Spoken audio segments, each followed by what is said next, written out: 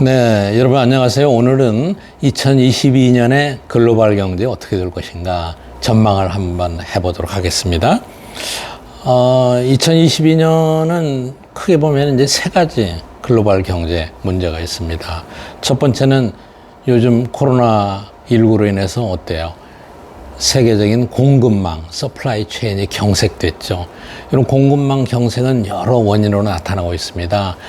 특히 제조업 제품에 있어서는 중국이나 베트남이나 동남아시아에서 원재료나 부품을 또는 완제품을 만들어서 수출하잖아요. 그런데 거기도 코로나 때문에 봉쇄가 있고 공장에서 작업이 제대로 돌아가지 않으니까 부품을 제대로 조달받지 못하는 경우가 많죠.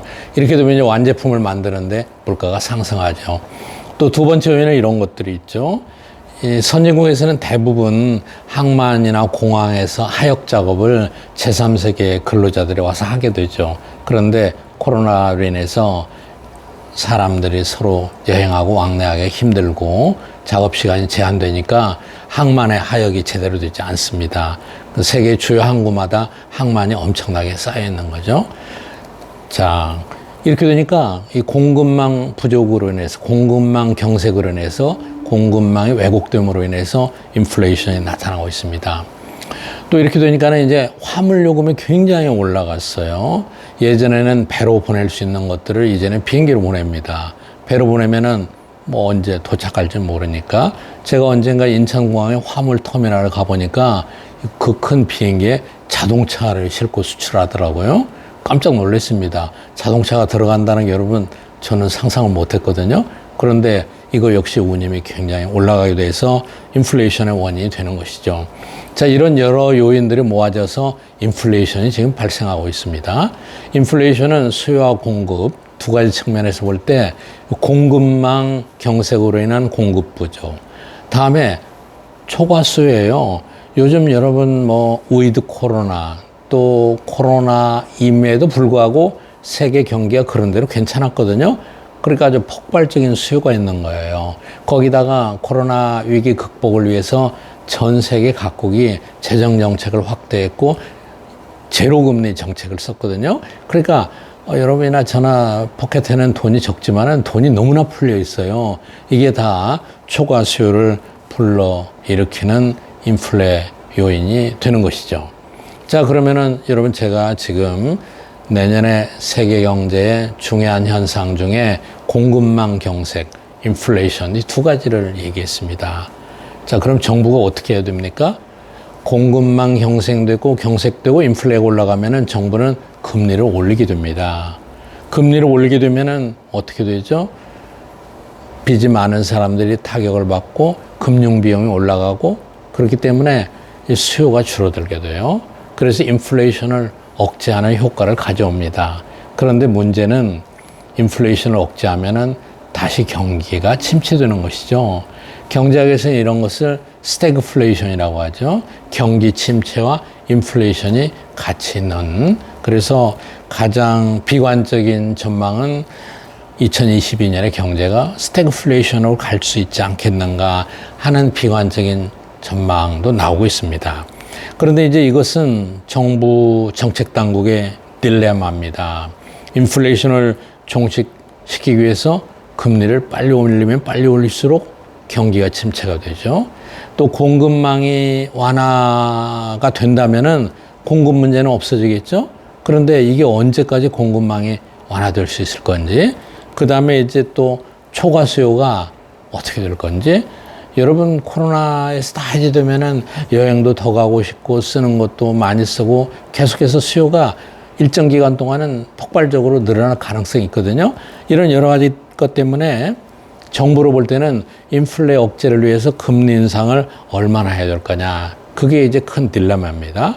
또 금리 인상을 하면은 그 다음에는 어떤 게 옵니까? 여러분 요즘 가정에서도 모두 다 물가가 올랐다고 합니다. 그러면은 어떻게 해야 돼요? 내 임금도 올라야죠. 임금 상승을 가져오는 거예요. 그럼 경기 침체죠. 이건 경제학의 가장 전통적인 고전입니다. ABC예요. 금리가 올라가고 임금이 상승하면은 다시 경기가 침체한다. 임금과 물가의 악순환이 계속된다. 이렇게 되는 겁니다. 그렇다면은 고용 침체를 막고 경제를 조금이라도 살려주려면은 금리 인상 속도를 낮춰야 돼요. 금리 인상 속도를 낮추면은 그 대신 인플레가 쉽게 잡히지 않는데 이 양쪽에서 어떻게 정책 당국이 지혜롭게 헤쳐나갈 수 있을 건가? 그것이 내년에 글로벌 경제를 결정하는 가장 중요한 변수가 될 것 같습니다.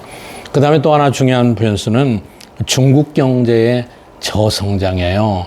중국은 코로나19 사태로 인해서 굉장히 강력한 통제 정책을 쓰고 있죠. 그리고 최근에 헝다그룹을 비롯해서 부채 문제가 심각하게 대두되고 있어서 중국 경제는 내년에 4% 내지 5%의 저성장을 기록할 거다 이렇게 얘기하고 있습니다. 거기다가 이제 공급 부족으로 인한 인플레이션까지 발생한다면은 중국 경제 저성장이 세계 경제에 부담을 줄 거다. 또 하나 이머징 마켓 신흥공업국들도 부채가 심각합니다. 이건 1982년에 EM 신흥공업국들의 부채 사태가 났었는데 꼭 40년이 지났어요. 이때 정부 부채가 GDP의 63%였는데 지금이 그 비슷한 수준이 됐어요. 한국도 물론 여기에 포함이 되고 2018년 이후에 불과 3, 4년 사이에 정부 부채가 10%포인트 상승을 했습니다. 또 민간 부채도 급증했습니다. 따라서 이로 인한 부채 위기가 나타날 가능성이 높습니다. 자, 이런 걸 종합해 보면은 IMF가 지난 10월에 발표한 2022년의 경기 전망을 한번 보시죠. 전 세계 경제는 5.9% 21년에 상승해서 22년에는 4.9%로 내려올 거다. 이렇게 보고 있고 선진국은 5.2%에서 4.5% 그리고 신흥공업국들은 6.4%에서 5.1%로 내년의 경기는 올해보다는 좋지 않을 거다 이렇게 봅니다. 내년 경제 전망에서 요즘 많이 유행하고 있는 오미크론이 더 확산되고 코로나 사태가 악화된다면은 이 전망치보다 더 내려가게 되겠죠. 그런데 여러분이 여기서 주목할 것은 선진국하고 개도국하고의 경제 전망치가 크게 차이가 나지 않습니다. 과거에는 선진국은 2, 3%, 개도국은 6, 7% 이렇게 됐거든요. 근데 내년에는 큰 차이가 나질 않습니다. 그 이유는 선진국의 회복이 훨씬 더 코로나 이후에 개도국보다 빨라지고 있다. 이렇게 얘기할 수 있습니다. 여러분 경기 전망을 얘기하면 많은 분들이 그러면은 주가는 어떻게 되느냐 이런 얘기를 많이 하게 됩니다. 주식시장에서도 비관적인 전망과 낙관적인 전망이 엇갈리고 있습니다. 우선 낙관적인 전망들을 보면은 S&P 500이 최고 5,300까지는 갈 거다. 올해 같은 상승장은 어렵지만은 그래도 원만하게 올라갈 거다. 이렇게 얘기하는 전망이 제일 많습니다. 물론 이제 기관들마다 다 달라서 현재 한 S&P 500이 4,700선인데 낮게는 4,400에서 높게는 뭐 5,500까지 진폭이 큽니다. 그러니까 12%까지 올라갈 거라는 사람에서부터 마이너스 10% 내외까지 떨어질 거라는 전문가들의 전망도 있는 것입니다. 그러니까 여기서 우리가 알 수 있는 것은 주가는 아무도 정확하게 예측을 못합니다. 그런데 이 낙관론자하고 비관론자하고 차이가 크면 클수록 어때요? 널뛰게 하고 변동성이 높아질 가능성이 높다는 것을 얘기하고 있습니다. 공통적으로 증권시장에서 우려하고 있는 것은 앞에서 설명드렸던 대로 공급망의 병목 현상, 근로자, 노동자의 부족, 그리고 중앙은행의 긴축 정책, 이 세 가지를 얘기하고 있습니다. 만약에 이 세 가지가 원만하게 해결이 된다면은 증권시장의 전망치의 높은 쪽으로 가게 될 거고 이 중에 어느 거 하나라도 더 문제가 되고 더 악화된다면은 낮은 쪽으로 가게 될 것입니다.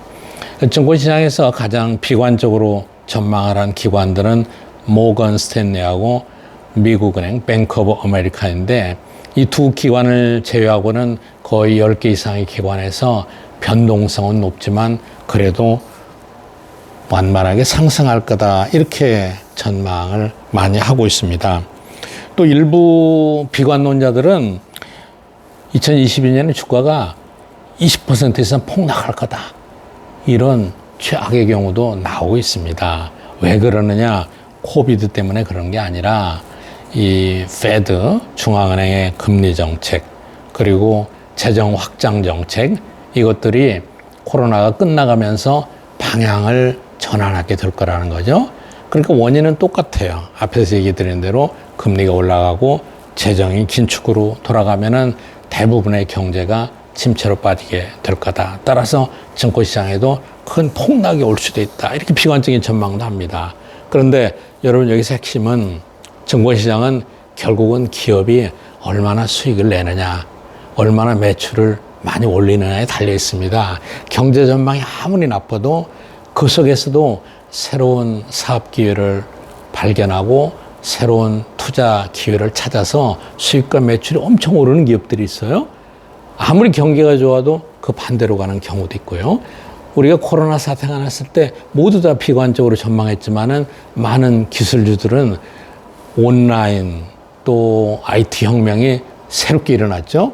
그러면서 엄청나게 올랐잖아요. 그러니까 여러분 제가 언제 한번 소개해 드린 대로 캔 슬림 그랬죠. 우량 주식을 선택하는 방법 거기에 따라서 여러분이 신중하게 투자 결정을 하시기 바랍니다. 그러나 증권시장은 항상 변동성이 있다는 것을 잊지 마시기 바랍니다. 여러분 감사합니다.